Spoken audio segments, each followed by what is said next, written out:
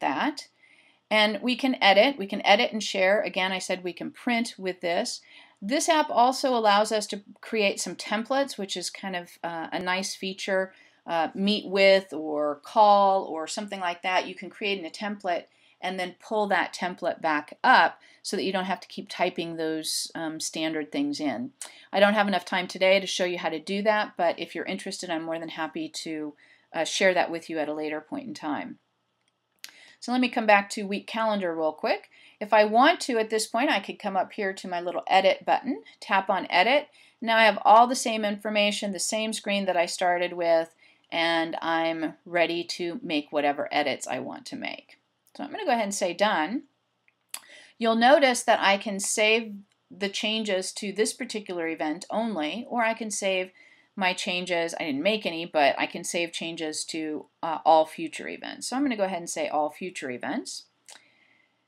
And so now what I can do is come down here and I can share this event. I can copy it from one place and paste it to another. I can cut the event, or I can tap on more and I can move the event, I can duplicate it, I can share it.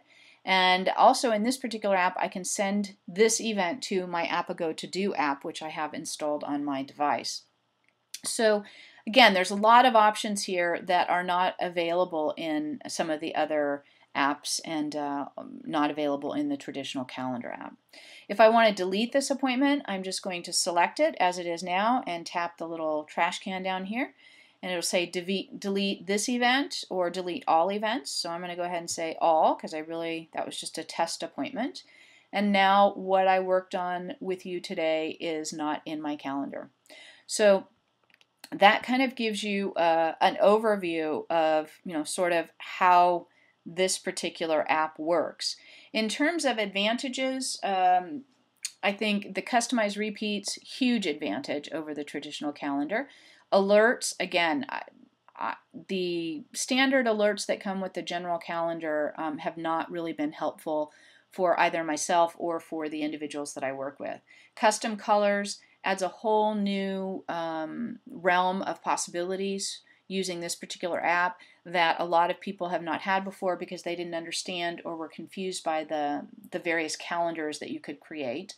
That contacts field that I told you about, also the ability to create templates is huge and can be very handy. And then the calendar view customization I find to be especially important as well, because what that does is it allows the individual again to sort of narrow down their options so that they're not so overwhelmed when they first open up the app. So let me open it up for questions. Does anyone have a question about this particular app at this time?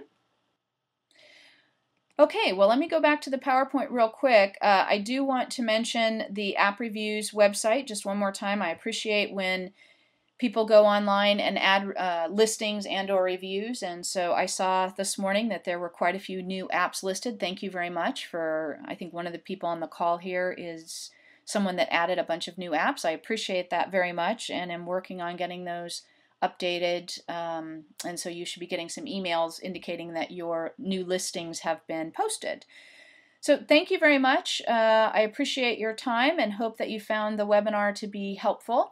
And if you have any questions, by all means, please give me a call. As usual, I've been recording this, and so I will go through the process of editing it and then posting it on my idfortheweb.com website. So please feel free to recommend it to friends or colleagues or clients if you felt that it was helpful.